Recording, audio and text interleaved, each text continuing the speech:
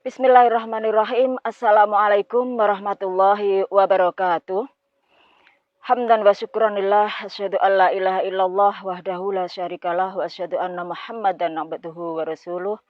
Wassalatu wassalamu ala asrofil anbiya'i wal mursalin wa ala alihi wa ashabihi ajma'in. Amma ba'du. Pemirsa TV-mu yang dirahmati Allah Subhanahu wa taala, alhamdulillah wa syukurillah kita dapat bersilaturahmi dan dapat bertolabul ilmi melalui media elektronika bersama TV-mu. Semoga keberkahan tercurah dan terlimpah untuk kita semuanya. Amin. Allahumma amin. Pada kesempatan kali ini saya akan menyampaikan sebuah materi tentang langkah-langkah agar dicintai Allah Subhanahu wa taala di bulan Ramadan. Pemirsa TV-mu yang berbahagia, kita sebagai orang yang beriman tentu dan pasti mempunyai tujuan akhir dalam kehidupan kita, dalam perjalanan hidup kita, dan untuk semua amalan-amalan kita, yaitu tidak lain dan tidak bukan adalah untuk mencari keridhaan dari Allah Subhanahu wa taala, mencari kecintaan dari Allah Subhanahu wa taala. Karena kita tahu bahwasanya cintanya Allah itu sungguh sangat luas dan sungguh sangat luar biasa kepada hamba-hambanya yang terpilih. Difirmankan dalam surat Al-A'raf ayat 156, A'udzubillahi minasyaitonirrajim. Wa rahmati wasi'at kulla syai' fasa'aktubuha lilladzina yattaquna wa yu'tuna zakata walladzina hum biayatina yu'minun.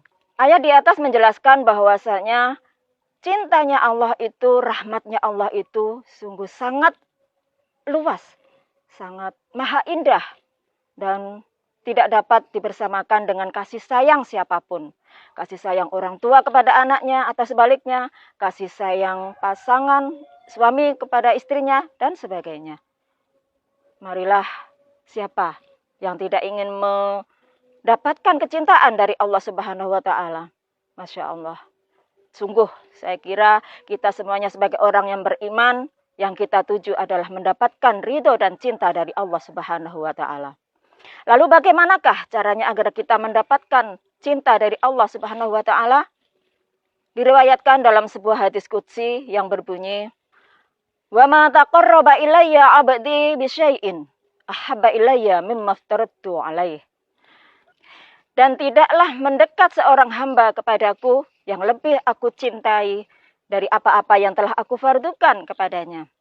Wa ma yazalu 'abdi yataqarrabu ilayya bin nawafili hatta ahibbahu. Hambaku terus-menerus mendekat kepadaku dengan membawa ibadah-ibadah sunnah hingga aku pun mencintainya.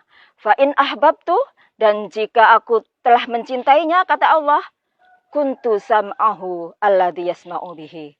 Saya menjadi pendengarannya, apa yang ia gunakan untuk mendengar.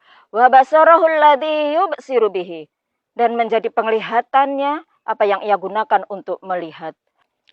Wa yadahu allati yabtishu biha, dan aku menjadi tangannya, apa yang ia gunakan untuk berbuat. Wa rijlahu allati yamshi biha, dan aku menjadi kakinya yang ia gunakan untuk berjalan.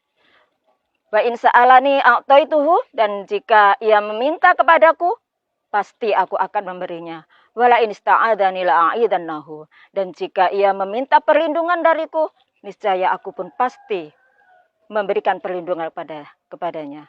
Hadis di ayat di atas menjelaskan bahwasanya cintanya Allah itu dapat diraih dengan bertakarub kepada Allah, mendekatkan selalu kepada Allah dengan mempersembahkan ibadah-ibadah sunnah atau ibadah-ibadah tatawu, tentu saja setelah kita melaksanakan amalan-amalan yang difardukan oleh Allah Subhanahu wa taala.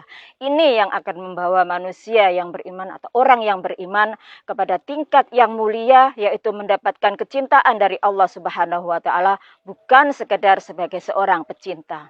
Saat ini kita berada di bulan Ramadan, bulan suci, bulan yang dilipat gandakan semua amal kebaikan. Marilah kita gunakan sebaik-baiknya di bulan ini untuk memperbanyak amalan-amalan sunnah. Tentu saja setelah kita melaksanakan amalan yang difardukan, yaitu puasa Ramadan. untuk mencari kecintaan dari Allah Subhanahu wa Ta'ala. Bagaimanakah dan atau apa yang bisa kita kerjakan di bulan suci Ramadan ini? Yang pertama yaitu dengan memperbanyak membaca Al-Quran. Kita tahu bahwa pahala kebaikan dari membaca Al-Quran adalah dihitung huruf per huruf, bukan kata per kata. Masya Allah, nikmat mana lagi yang akan kita dustakan.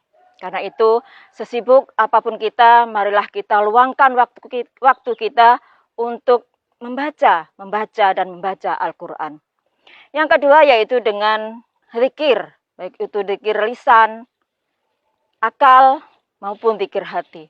Zikir lisan yaitu dengan melafadzkan kalimah-kalimah thayyibah, tahlil, tahmid, tasbih, takbir. Janganlah sampai keluar dari lidah kita, dari mulut kita, ucapan-ucapan yang buruk. Mencela, mengumpat, menghina, apalagi menfitnah atau mengadu domba. Na'udzubillahi min dzalik. Lalu zikir akal, yaitu dengan bertafakuh fidin. Senantiasa haus akan ilmu. Banyak sekali saat ini kajian-kajian yang bisa kita akses melalui media elektronika, media sosial, internet, YouTube, dan sebagainya.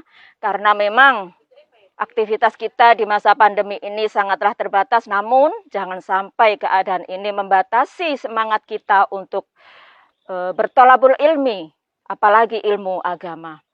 Lalu zikir hati, yaitu dengan kepekaan rasa kita terhadap sekeliling kita. Banyak sekali saudara-saudara kita yang saat ini sedang tertimpa musibah, baik itu musibah bencana alam ataupun yang terdampak COVID-19 ini. Sudahkah hati kita tergerak untuk melakukan sesuatu untuk mereka? Lalu langkah yang selanjutnya yang bisa kita lakukan adalah memperbanyak sedekah. Marilah kita tengok kanan kiri kita, saudara kita, tetangga kita, teman-teman kita. Masihkah di antara mereka ada yang sehari makan, sehari tidak makan, sementara kita punya sesuatu yang bisa kita berikan? Berikanlah. Baik itu berupa bahan makanan, obat-obatan, sayuran, atau yang lainnya. Bisa berupa uang tunai, tenaga, pikiran, dan sebagainya. Ayo bersedekah. Yang selanjutnya yaitu menjalin ukhuwah. Baik itu ukhuwah Islamiyah maupun ukhuwah watoniyah atau ukhuwah kebangsaan. Kita tidak bisa memungkiri bahwasanya kita hidup di lingkungan dengan komunitas yang sangat beragam, suku, ras, budaya, agama. Marilah kita saling menjaga sikap, saling menghormati, saling menghargai, saling menjaga satu sama lain dengan tidak menumbuhkan sikap hasad, hasud, tinggi hati, sombong, merasa menang sendiri, merasa benar sendiri, sehingga menyalahkan orang lain. Untuk apa? Supaya tercipta komunitas masyarakat yang tentram dan damai, sehingga kenyamanan hidup bisa kita raih, sehingga kenyamanan beribadah bisa kita nikmati. Dan itu adalah tugas kita bersama. Demikian kiranya yang bisa kami sampaikan, yang bisa kita laksanakan di bulan Ramadan ini, amalan-amalan sunnah, dengan memperbanyak amalan-amalan sunnah, sehingga semoga amalan-amalan sunnah yang kita kerjakan dapat meningkatkan ketakwaan kita, sehingga kita menjadi orang yang bertakwa sebagaimana dijanjikan oleh Allah Subhanahu wa Ta'ala di dalam surat Al-Baqarah ayat 183. A'udzubillahi minasyaitonirrajim. Kutiba alaikumusiyam kama kutiba alal ladina min qablikum la'allakum tattaqun. Dan derajat takwa itulah insya Allah yang dapat menjadi penyebab